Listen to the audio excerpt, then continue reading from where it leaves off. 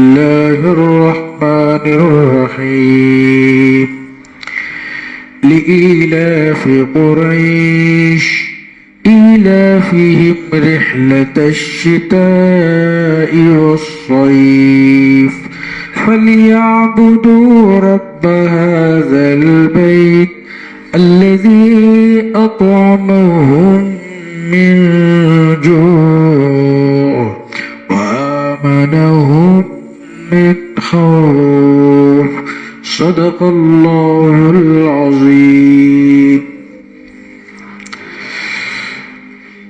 ابھی جو سورت تلاوت کی گئی تقریباً ہر مومن، ہر مصلی اس کو کئی مرتبہ اپنی نمازوں میں دہراتا ہے۔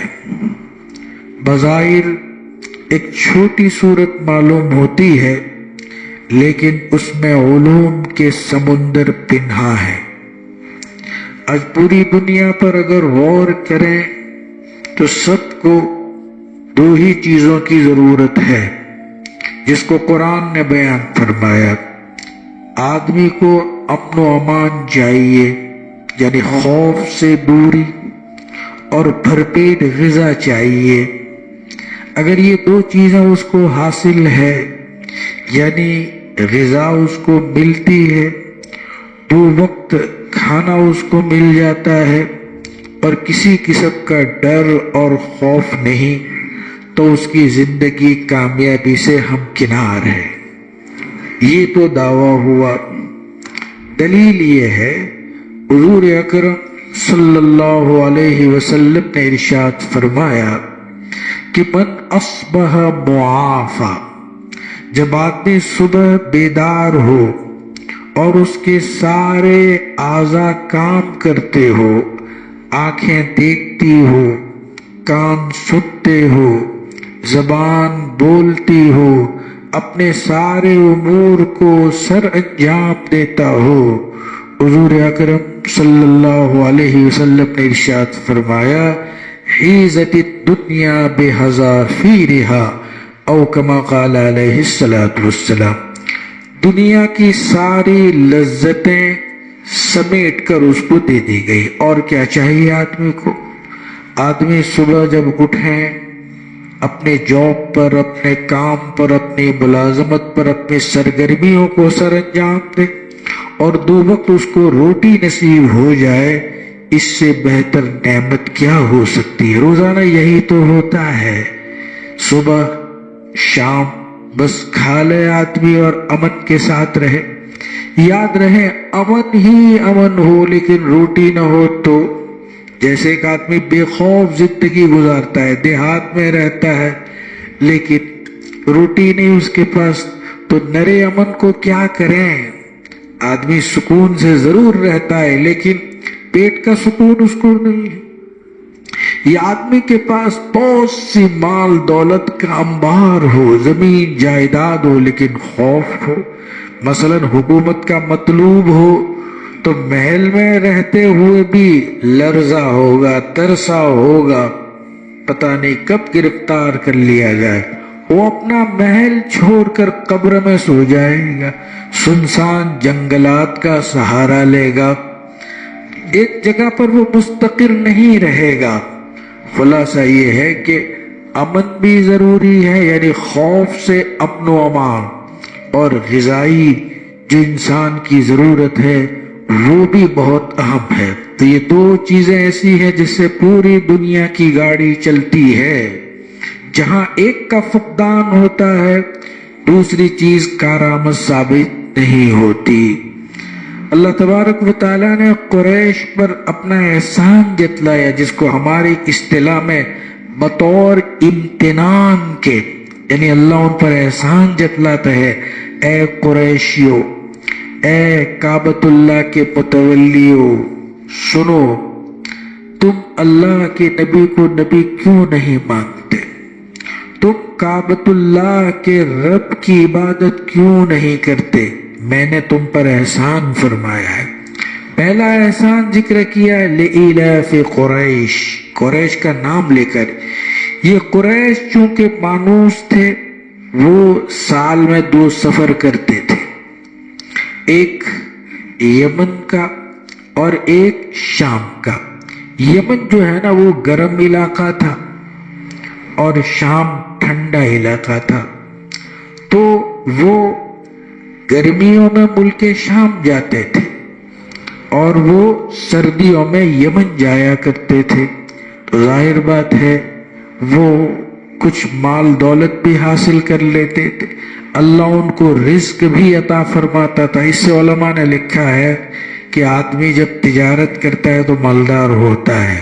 آج بھی وہ حضرات مالدار ہوتے ہیں جو کاروبار کرتے ہیں، مختلف ملکوں میں جاتے ہیں، مختلف جگہ پر سیر کرتے ہیں، وہیں سے مال دولت کما کر لاتے ہیں۔ ویسے پوری دنیا کو اللہ نے ایک انسان کے لیے مباح فرمایا، جہاں جا کر بھی اس کو جاب کرنا ہو، جہاں جا کر اس کو رزق کمانا ہو۔ وَالَّذِي جَعَلَ لَكُمُ الْأَرْضَ ذَلُولًا فَامْشُوا فِي مَنَاكِبِهَا وَكُلُوا مِن رِزْقِهِ، اللہ نے زمین کو تمہارے تابع کر دیا، زمین کے کندھوں میں چلو، ان کی وادیوں میں، ان کی گلیوں میں چلو اور اپنا رزق تلاش کرو۔ فَامْشُوا فِي مَنَاكِبِهَا وَكُلُوا مِن رِزْقِهِ، اللہ کا دیا ہوا رزق کھاؤ۔ تو اللہ تعالیٰ نے پوری زمین کو مباح فرمایا، آدمی جہاں بھی سفر کرنا چاہے کر سکتا ہے۔ بہت سے لوگ جیسے ہمارے یہاں حج اور عمرے میں جاتے ہیں اور کچھ دولت کما بھی لیتے ہیں، اب اس پر نکیر کبھی نہیں کرتے، میں بھی نہیں کرتا۔ جب حج کے قافلے آتے تھے وہ تجارت کرتے تھے جس کا قرآن میں ذکر ہے، تو رزق حلال کے لیے ہم کسی کو مورد الزام نہیں ٹھہرا سکتے۔ اگر جاتے ہیں تو جائیں، البتہ شریعت کے حدود میں وہ تجارت اور کاروبار کرے۔ وہ چیزیں جو ممنوعات میں شامل، جو کسی دوسرے ملک کی قاعدے قوانین کو توڑتی ہے، وہ چیزیں لے جانا صحیح نہیں ہے۔ بہرحال اللہ تعالیٰ نے بہترین 2 باتیں ارشاد فرمائے کہ قریش جن کو کعبۃ اللہ کا متولی کہا جاتا تھا، ایک دور تھا، بے امنی تھی، بے اطمینانی تھی۔ آدمی جب گھر سے باہر نکل جاتا تھا تو پتہ نہیں کب اس کو اچک لیا جاتا، اس کو غلام بنا لیا جاتا۔ حضرت زید ابن حارثہ کو اسی طرح غلام بنایا گیا تھا جب وہ اپنے والدہ کے ساتھ جا رہے تھے اور ایک قبیلے نے حملہ کیا اور انہیں اچک لیا اور حضرت زید ابن حارثہ کو غلام بنایا گیا۔ اس زمانے کی بے امنی کو، بے استقراری کو قرآن نے یوں بیان کیا، اولم یرو انا جعلنا حرما آمنا وَيُتَخَطَّفُ النَّاسُ مِنْ حَوْلِهِمْ أَفَبِالْبَاطِلِ يُؤْمِنُونَ وَبِنِعْمَةِ اللَّهِ يَكْفُرُونَ۔ اللہ نے حرم کو امن و امان کا گہوارہ بنایا، حال یہ تھا کہ لوگوں کو اچک لیا جاتا تھا، لوگوں کو اچک کر ان کو غلام بنا لیا جاتا تھا۔ بہرحال اللہ تبارک و تعالیٰ ارشاد فرماتے ہیں کہ قریش کے لوگ کعبۃ اللہ کے متولی تھے، تو اس بے امنی میں بھی لوگ ان کی عزت کرتے تھے کہ یہ تو حرم کے متولی ہے، کعبۃ اللہ کے پڑوسی ہے۔ جب یہ جاتے تھے تو کوئی ان سے تعرض نہیں کرتا تھا، ڈاکو حملہ کرنے والے دور رہتے تھے کہ یہ تو اہل اللہ ہے، اللہ کے پڑوسی ہے، اللہ والے لوگ ہیں۔ تو اللہ تبارک و تعالیٰ انہیں احسان جتلاتے ہیں کہ تمہیں معلوم جب تم سفر کرتے تھے یمن کا اور سفر کرتے تھے شام کا، تو لوگ تمہیں کعبۃ اللہ کے متولی ہونے کی وجہ سے تم سے تعرض نہیں کرتے تھے، چھیڑ چھاڑ نہیں کرتے تھے، تمہیں لوٹتے نہیں تھے۔ جب سب کچھ تمہیں کعبۃ اللہ سے مل رہا ہے تو فَلْيَعْبُدُوا رَبَّ هَذَا الْبَيْتِ، اس گھر کے رب کی عبادت کرو۔ یعنی اس گھر کے رب کی عبادت کیسے کی جائے گی؟ جیسے اس کے نمائندے محمد الرسول اللہ صلی اللہ علیہ وسلم نے ارشاد فرمائی، کعبۃ اللہ کا طواف اس طرح کیا جائے گا جس طرح اللہ چاہتے ہیں۔ اس زمانے میں کعبۃ اللہ کا طواف ننگے ہو کر کیا جاتا تھا، تو آپ نے منع فرمایا کہ ننگا طواف نہیں ہوگا۔ اس زمانے میں وہ نماز کے بدلے وہ سیٹیاں بجاتے تھے، جس کو قرآن کریم نے اس زمانے کے سماج اور معاشرے کو بڑے اچھے انداز میں بیان کیا ہے کہ مَا كَانَ صَلَاتُهُمْ عِنْدَ الْبَيْتِ إِلَّا مُكَاءً وَتَصْدِيًا۔ ان کی جو نمازیں تھی اس وقت تالیاں پیٹنا، سیٹیاں بجانا، اس طرح وہ نماز ادا کرتے تھے۔ تو نماز اس طرح پڑھی جائے گی جس طرح حضور اکرم صلی اللہ علیہ وسلم نے ارشاد فرمایا، اور اللہ کو اس طرح مانا جائے گا جیسے اللہ کے نبی علیہ السلام نے فرمایا، قل هو اللہ احد اللہ الصمد لم یلد ولم یولد ولم یکن له کفوا احد۔ قل کا معنی اے محمد کہو اللہ احد، اللہ ایک ہے، اللہ الصمد، اللہ بے نیاز ہے۔ بے نیاز کا معنی یہ ہے کہ سب کو اس کی ضرورت ہو، اسے کسی کی ضرورت نہ ہو، انسان بے نیاز نہیں ہو سکتا۔ لم یلد، اللہ کی کوئی اولاد نہیں، ولم یولد، اللہ بھی کسی کی اولاد نہیں، وَلَمْ يَكُنْ لَهُ كُفُوًا أَحَدٌ، اللہ کا ہمسر، اللہ کا مثل، اللہ کی برابری کا کوئی نہیں۔ تو اللہ کی اس طرح عبادت کی جائے گی، یہ نہیں کہ 300 معبودوں کی عبادت کی جاتی تھی۔ کعبۃ اللہ میں 300 سے زائد بت تھے۔ جس وقت حضور اکرم صلی اللہ علیہ وسلم نے مکہ فتح کیا تو کعبۃ اللہ میں بت تھے، بتوں کی عبادت نہیں کی جائے گی، ایک اللہ کی عبادت کی جائے گی جو خالق، مالک اور رازق ہے۔ حضرت شاہ ولی اللہ محدث دہلوی رحمۃ اللہ علیہ کی کتاب ہے حجت اللہ البالغہ، اور اس کی شرح حضرت مفتی سعید صاحب پالن پوری رحمۃ اللہ علیہ نے کی ہے رحمۃ اللہ الواسعہ۔ اس سے پہلے ہمارے گودرا کے ایک عظیم الشان عالم دین حضرت مولانا عظیم المرتبت حضرت مولانا ابو العلا اسماعیل درگاہی صاحب رحمۃ اللہ علیہ نے بھی اس کی توضیح کی ہے، اور یہ کتاب پڑوس ملک سے چھپی بھی ہے۔ حجت اللہ البالغہ کی اختصار کے ساتھ ترجمہ بھی کیا ہے اور اس کی شرح بھی کی ہے۔ تو ہمارے لیے سعادت کی بات ہے کہ شہر میں اتنے بڑے مصنف، اتنے بڑے عالم گزرے ہیں، الحمدللہ ان کے اخلاف اب بھی موجود ہے۔ تو حجت اللہ البالغہ میں حضرت شاہ ولی اللہ محدث دہلوی رحمۃ اللہ علیہ نے فرمایا کہ عرب بھی اللہ تعالیٰ کے وجود کے قائل تو تھے، نیز زمین و آسمان اللہ نے پیدا کیا اس کے بھی قائل تھے، البتہ یہ کہ اسی کی عبادت کی جائے، اسی کے سامنے سر جھکایا جائے، اس سلسلے میں وہ بہت کمزور واقع ہوئے تھے، یعنی شرک کیا کرتے تھے۔ خود قرآن کہہ رہا ہے وَلَئِن سَأَلْتَهُمْ مَنْ خَلَقَ السَّمَاوَاتِ وَالْأَرْضِ، پھر جملہ ہے لَيَقُولُنَّ اللَّهُ، اے محمد اگر آپ ان سے سوال کرتے ہیں کہ زمین و آسمان کو کس نے پیدا کیا تو وہ ضرور بالضرور یہ کہیں گے کہ اللہ نے۔ گویا مشرکین بھی اللہ کے وجود کے قائل تھے اور اس کے بھی قائل تھے کہ زمین و آسمان اللہ نے بنایا ہے، اس کے بھی قائل تھے، البتہ یہ ہے کہ اسی کی عبادت کی جائے، اسی کے سامنے سر جھکایا جائے، اس میں یہ لوگ کمزور واقع ہوئے، شرک کرتے تھے۔ شرک کا مطلب بھاگیداری، فَلْيَعْبُدُوا رَبَّ هَذَا الْبَيْتِ پر ان کا عمل نہیں تھا۔ ابھی پچھلے جو سبق جو پارہ پڑھا گیا سورہ انعام، سورہ انعام کیا ہے؟ سورہ انعام میں اس زمانے کے تقریباً رسومات کو بیان کیا گیا ہے، مکے کا سماج، اس کا معاشرہ، اس کی سوسائٹی جن چیزوں کی حامل تھی وہ سورہ انعام میں بیان کیا گیا، توحید خالص کو بیان کیا گیا۔ وَجَعَلُوا لِلَّهِ مِمَّا زَرَعَ مِنَ الْحَرْثِ وَالْأَنْعَامِ نَصِيبًا فَقَالُوا هَذَا لِلَّهِ بِزَعْمِهِمْ وَهَذَا لِشُرَكَائِنَا فَمَا كَانَ لِشُرَكَائِهِمْ فَلَا يَصِلُ إِلَى اللَّهِ وَمَا كَانَ لِلَّهِ فَهُوَ يَصِلُ إِلَى شُرَكَائِهِمْ سَاءَ مَا يَحْكُمُونَ۔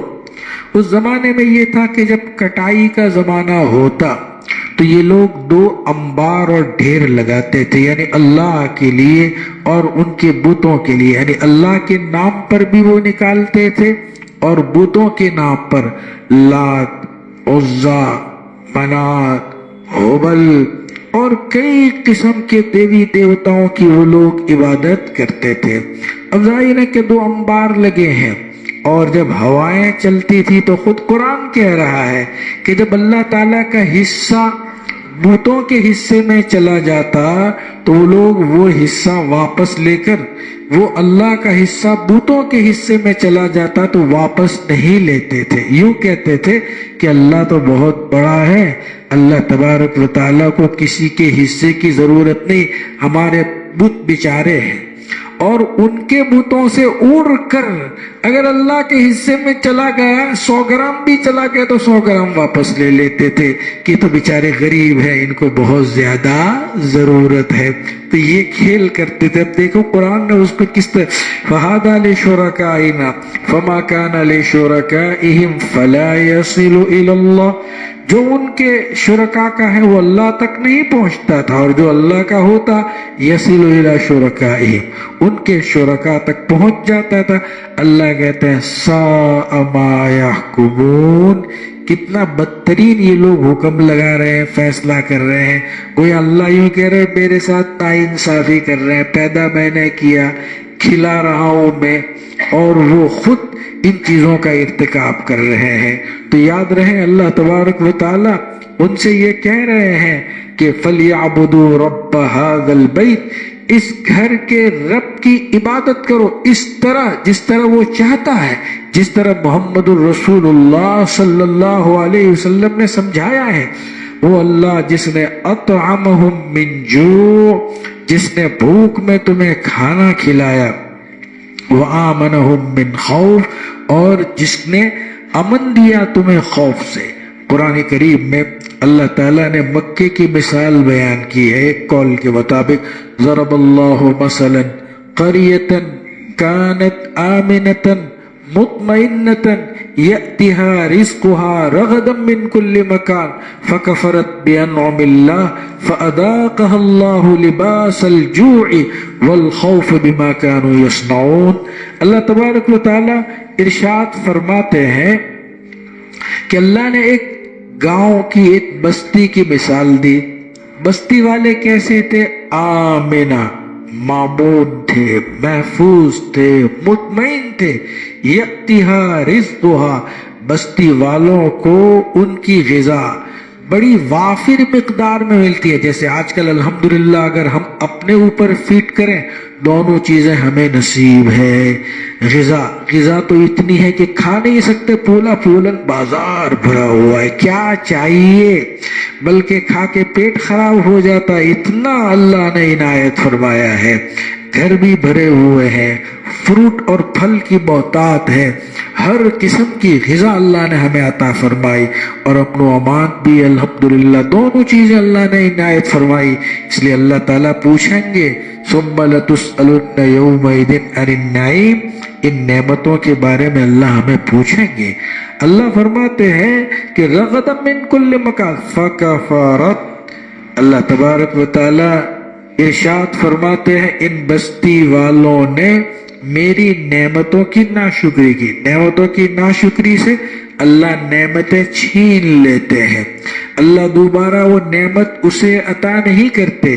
یاد رہے حضرت تھانوی رحمۃ اللہ علیہ نے لکھا ہے کہ جب غذا کی ناقدری ہوتی ہے اور جب یہ غذا منہ موڑتی ہے نا، دوبارہ بہت مشکل سے واپس آتی ہے۔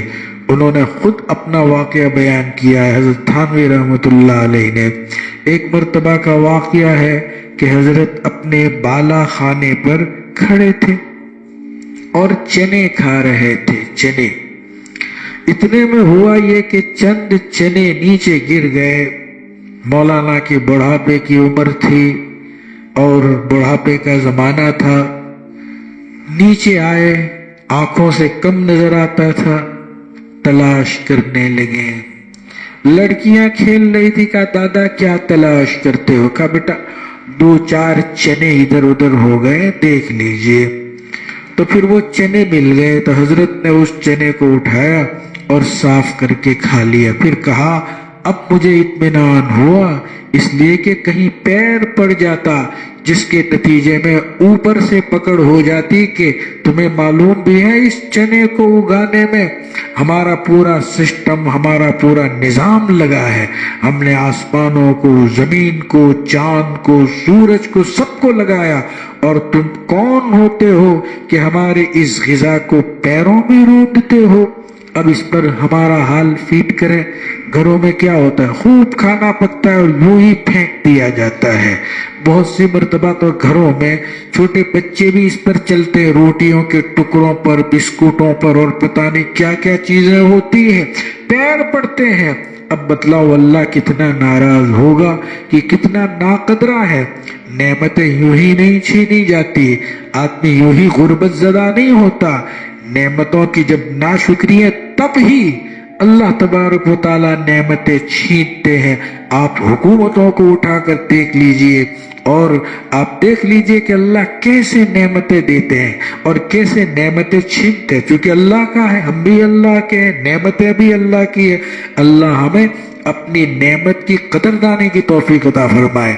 तो अल्लाह फरमाते हैं मेरी नेमतों की नाशुक्री हुई, फ़अज़ाक़हल्लाहु लिबासल जूअ वल खौफ, हमने उनको भूख में मुब्तला कर दिया, खौफ में मुब्तला कर दिया। जब भूख मुसल्लत होती है और खौफ मुसल्लत होती है, आदमी को कुछ सुझाई नहीं देता। रोटी बहुत बड़ी नेमत है, अगर रोटी नहीं होती आदमी सब भूल जाया करता है, अपने वकार को भी खो देता है, जाकर भीख मांगने लगता है। हदीस में आता है हुजूर अकरम सल्लल्लाहु अलैहि वसल्लम ने इरशाद फरमाया, कादल फ़क्र अन यकून कुफ्रा, गरीबी और फकीरी इंसान को कुफ्र तक पहुंचा देती है।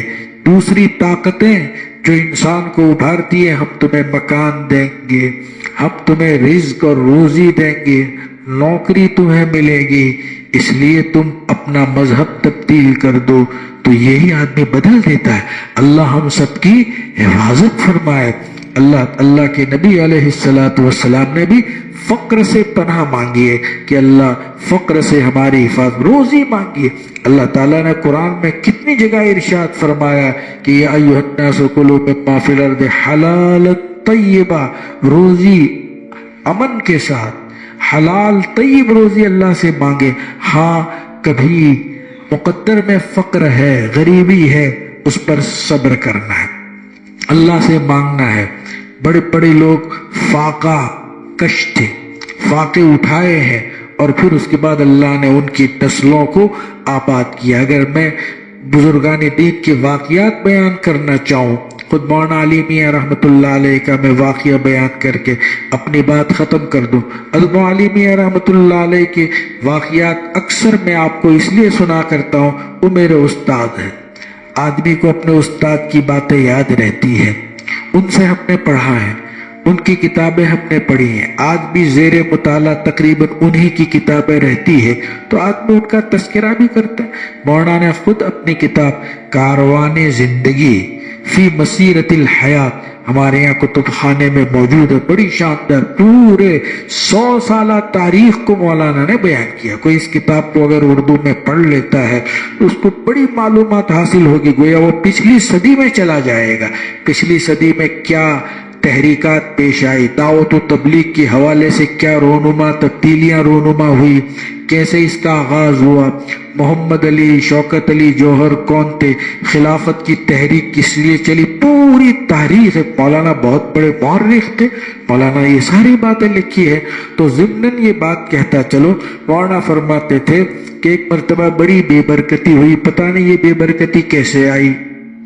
कहा कि मैं अमीनाबाद के बाजार में घड़ी बेचने के लिए तैयार हुआ, खाना नहीं था, घड़ी बेचने के लिए तैयार हो गया कि घड़ी बेच दूं और चंद दिनों तक काम चलाऊं। उम्र छोटी थी। कहा कि फिर मेरे दिल में ख्याल आया कि अगर सस्ती बेचूंगा तो लोग मुत्तहम करेंगे कि ये लड़का कहीं से चुरा कर लाया है। कहा बेचने की हिम्मत नहीं हुई। कहा कि मैं जब درجے میں پڑھانے گیا، اس کے بعد کا واقعہ ہے، کھانا نہیں کھایا تھا، تھا ہی نہیں کچھ۔ کہا جب درجے میں پڑھا گیا تو نقاہت بہت تھی، کمزوری بہت تھی، تو ان کے ایک شاگرد مولانا معین اللہ صاحب جو بعد میں بہت بڑے عالم بھی بنے اور شہرت بھی پائی، کہا انہوں نے بھانپ لیا کہ حضرت نے کچھ کھایا نہیں، اللہ والے مانگتے نہیں ہیں، گر جاتے ہیں، بے ہوش ہو جاتے ہیں، جیسے حضرت ابو ہریرہ کے بارے میں واقعہ مشہور ہے کہ بھوک کی وجہ سے بے ہوش ہو جاتے تھے۔ تو بے ہوش یعنی ایسی نقاہت اور کمزوری تھی۔ مولانا معین اللہ پیچھے کے دروازے سے گئے اور جا کر جلیبی لے آئے، کہا پھر میں نے کھایا، تب میرے اندر طاقت پیدا ہوئی۔ تو میں آپ سے بھی کہتا ہوں، اپنی ذات سے بھی کہتا ہوں، میرے سامعین کو بھی کہتا ہوں، اللہ اگر دولت دیں، اللہ اگر مال دیں، اللہ اگر وسعت دیں، اس کی حفاظت کیجئے۔ سب دن یکساں نہیں ہوتے، علماء نے لکھا ہے کہ ہر دن یکساں نہیں ہوتا، کبھی اللہ جوانی میں خوب دیتے ہیں، حفاظت کیجئے اس کی، اور پھر جب یہ جوانی ختم ہوتی ہے نا تو پھر آدمی پائی پائی کا محتاج، وہی کام آیا جو اس نے بچایا ہے۔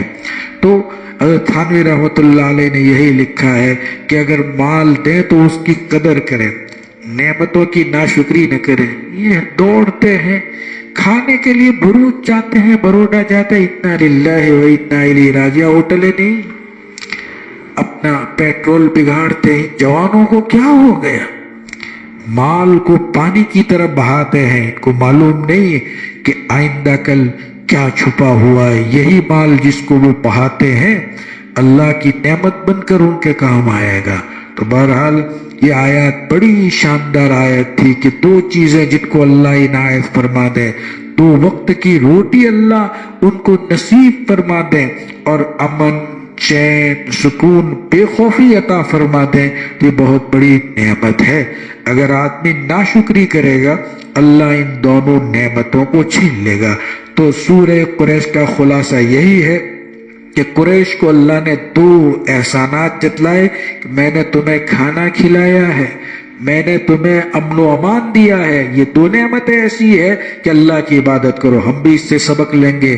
اللہ نے ہمیں دو وقت کی روٹی دی ہے، امن و امان دیا ہے، روزی ہے، اللہ کی عبادت کرو۔ صبح جلدی اٹھ جاؤ، اللہ کے سامنے سر جھکاؤ، نمازوں کی پابندی کرو، وقت پر آ جاؤ، فجر کبھی چھوٹنے نہ پائے۔ آج میں نے فجر میں دیکھا پوری مسجد بھری ہوئی ہے، دل سے ایک افسوس کی بات، یہ یہی محلے کے لوگ، کہیں باہر کے ہیں ہی نہیں، یہی کے لوگ اتنے تھے کہ سب بھر جاتا ہے۔